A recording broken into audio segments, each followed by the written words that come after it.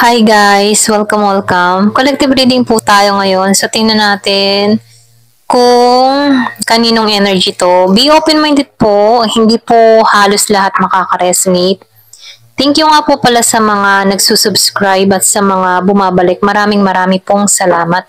Start na tayo. So, kanino naman tong mababasa nating energy? Pwedeng sa'yo, pwede rin sa tao mo. Ayan, start na tayo. Give me the message. Kanino tong mababasa nating energy?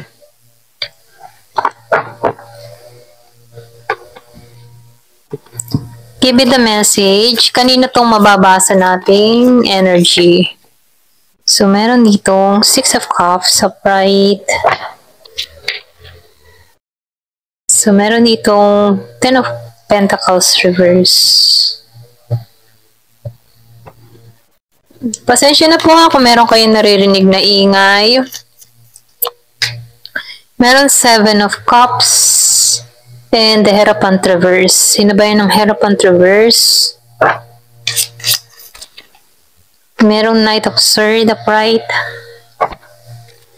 Meron ako nakikitang Scorpio, Cancer, and Pisces. Meron ding Virgo, Capricorn, Taurus. Malakas yung Taurus. Meron din ako nakikitang Gemini, Aquarius, and Libra. Ayan. Merong King of Pentacles upright, Ace of Pentacles reverse, and the Chariot upright.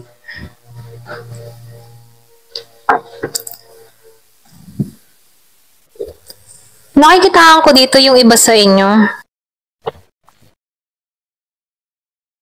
Meron ditong tao na gusto magpahayag ng kanyang emotions, kanyang nararamdaman sa'yo. Susundin mo yung intuition mo. Makukutuban mo to. Ito na yung nakikita ko. So, nakikita ko rin dito na itong tao nito ay masaya pag nakikita ka. Pwedeng crush ka nito or pwedeng meron kang secret admirer. Yung iba sa inyo, baga hinahangaan ka ng tao na to. Nakikita ko dito may age gap sa inyong dalawa. Yung iba naman sa inyo, nakikitaan ko dito, meron kang mga pinagdadaanan, lalo sa relasyon. Nakikitaan ko dito, meron ditong hiwalay nangyari dahil sa pera, may involved na pera. Nakikitaan ko dito yung iba naman, may pagkalugi na nangyayari, meron ditong na-scam or na-bankrupt, or pwede rin sabihin meron lang nawala sa inyo na importanteng bagay. Meron din ako nakikita ditong tao na hindi nagiging tapat sa kanyang kapartner. Meron tong mga sinisikreto dito. Ito lang nakikita ko. So, nakikita ko rin dito, marami tong kausap, marami siyang mga ka-fling-fling, na kung saan, kung bakit may nawawala sa kanya dito. So, nakikita ko dito, meron tong kapartner, pwedeng nasa LDR situation, na kung saan yung kapartner niya dito ay hindi nagiging tapat sa kanya. Ito rin nakikita ko. Kumbaga, meron tong mga ipon na nawawaldas dahil sa yung tipong dahil sa may pinagkakagustusan tong tao na to, or pwede rin meron tong binibigyan na pera kung bakit nawawalan siya dito. Ito rin nakikita ko. So, nakikita ko rin dito, meron kang tao dito na mahilig magsaya. Liberated tong tao na to, pwedeng mahilig sa gimmick. So, nakikita ko rin dito, yung iba sa inyo, matutuklasan mo to, or pwede rin sabihin meron ka ng hinala dito. Ito lang yung nakikita ko. Meron ako nakikita ditong mensahe, meron parating na problema dun sa iba. Yung iba sa inyo, pwede rin itong mensahe na parating problema ang dating sa'yo. Kumbaga itong tao nito ay nagbibigay ng pasakit sa'yo, or pwede rin nai-stress ka na dito dahil sa mga problemang ipinagkakalob ng tao na to. Meron ako nakikitang Gemini, Aquarius, and Libra. Kumbaga itong tao nito, kung ano-ano yung mga sinasabi sa'yo, kaya nasasaktan ka dito.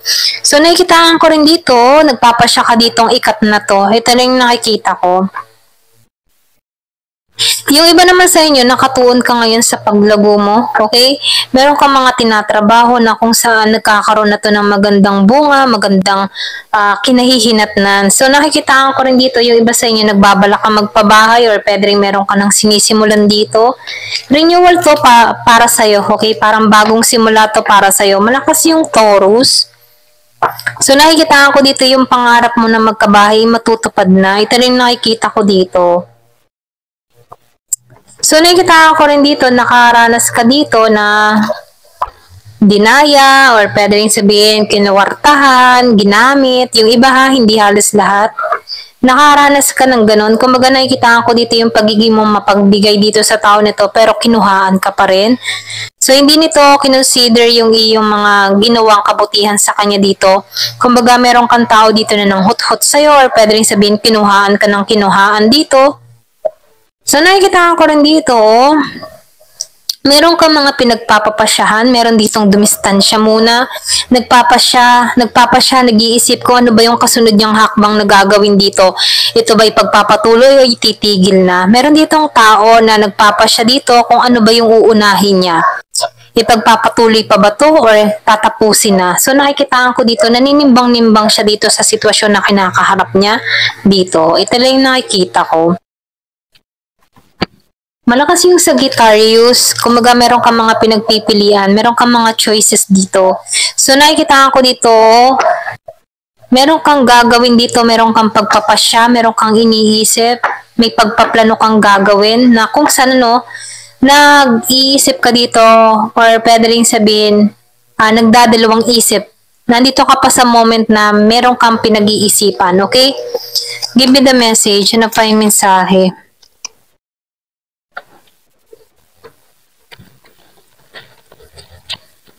Yung iba sa inyo, nakikitaan ko dito, nawawalan ka ng pag-asa or pwede rin sabihin hindi nagiging malino para sa iyo yung sitwasyon. So feeling mo, nakikitaan ko dito na iba't tipong nahihirapan siya sa sitwasyon dahil marami siyang responsibilidad na kinakaharap. Pwede rin pasanin, obligasyon or pwede rin sabihin sa kanya nakaatang lahat, ganun yung mga responsibilidad. So, nakikita ko dito, hindi mo man ito nakikita ko dito na magiging magaan na yung takbo. Ngayon, nahihirapan ka sa sitwasyon, nawawalan ka ng pag-asa dahil nahihirapan ka na, pero nakikita ko dito na matatapos na yung hirap na iyong dinadala. Okay? Kumbaga nakikita ko dito, magiging maalwa na yung sitwasyon na kinakaharap mo. Meron ako nakikitang Pisces, merong Aries, Leo, Sagittarius. So nakikita ko rin dito, kung ikaw man ay nahihirapan sa sitwasyon, lalo na sa larangan ng pag-ibig, kung ikaw man ay nasasaktan sa panahon ngayon, nakikita ko dito maghihilom ka na, maalisan mo na to. Kumbaga nakikita ko dito na meron ditong gabay or tumutulong sa sitwasyon mo para makarecover sa kinahihinatnan mo. Okay? So nakikita ko rin dito na makakaraos ka na dito. Kaya magtiwala at manalangin ka lamang dahil hindi ka pinababayaan dito. Give me the message. So, nakikita ko dito, tapat kang tao. Okay?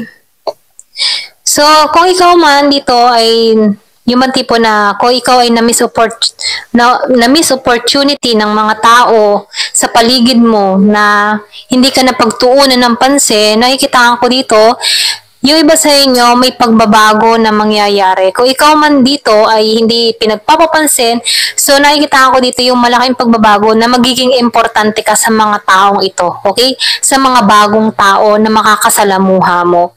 Yung iba sa inyo hindi ka pinagtuunan ng pansin kaya nakikita ko dito, ayaw mo na ng renewal sa mga taong itinapon ka dito. Okay? So, nakikita ko dito yung Cancer. Nakaranas ka dito na binigay mo ng lahat pero kulang pa rin ang mga tulong na ibinibigay mo sa kanila. Kaya ikaw, nakikita ko dito, mas tinutulungan mo na yung sarili mo. So, nakikita ko rin dito, maalisan mo to, matatapos na yung hirap na kinakaharap mo. Nakikita ko dito yung panibagong kapalaran or pwede rin sabihin meron dito good fortune na parating sa'yo. Kung before nasa ilalim ka, ngayon iaangat ka na. Okay? So, nararanasan mo ngayon ang mahirap na sitwasyon pero nakikita ko dito, may malaking pagbabago na mangyayari sa'yo. Okay? Kung before, hirap na hirap ka, hindi mo alam kung paano to lulutasin, kung paano yung mga problema mo ay kung paano mo matatapos yung mga problema mo, nakikitaan ko dito na bibigyan ka dito ng pagkakataon na magkaroon ng pagbabago ang buhay mo na kung saan merong magandang naghihintay sa'yo. Okay? So, nakikitaan ko dito na araw mo to o taon mo to. Okay? Meron ako nakikitang Gemini, Aquarius, and Libra.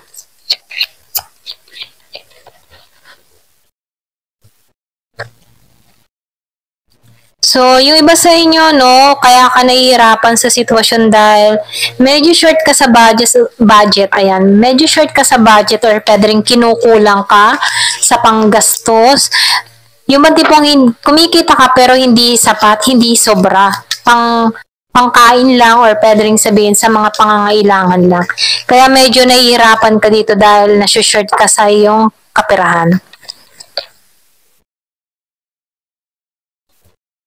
So, kaya ka short yung iba sa inyo, meron kang tao na hindi ka sinusuportahan. Kung meron kang asawa or kadiling dito na nasa malayo or pwede rin nagsasama kayo pero kulang at kulang pa rin ang ibinibigay nito. Ito lang nakikita ko.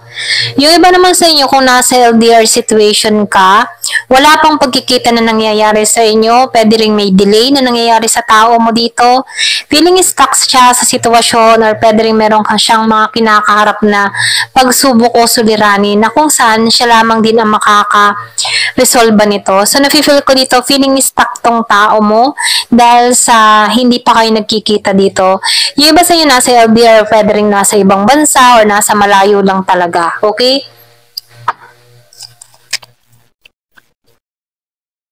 Nakikita ko dito, meron ditong Aries, Leo, Sagittarius. So, nakikita ko dito, hindi siya masaya dito, hindi siya makaalis dito dahil pwedeng meron siyang kontrata na kinakaharap kung bakit wala pang pagkikita na nangyayari sa inyo. Ito lang yung nakikita ko. Nalulungkot siya dito. Ayan.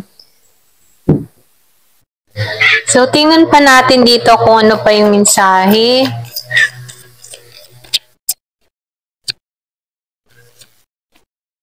Meron ditong love. So, nakikita ko dito, merong nagmamahal sa'yo, meron ditong happiness na naghihintay sa'yo, or pwede rin meron ditong taong nasasaktan hanggang ngayon.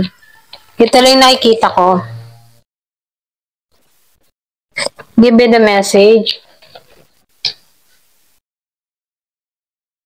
Message to pass on. So, nakikita ko dito, meron ditong mensaheng pinararating sa'yo, na meron ditong tao na nahihirapan sa sitwasyon. Mahal ka ng tao nito, nahihirapan siya dahil malayo siya sa'yo. Ito lang nakikita ko, merong 42 years old. Children. So, iniisip ng tao nito yung anak nyo, kung may anak kayo ng tao nito.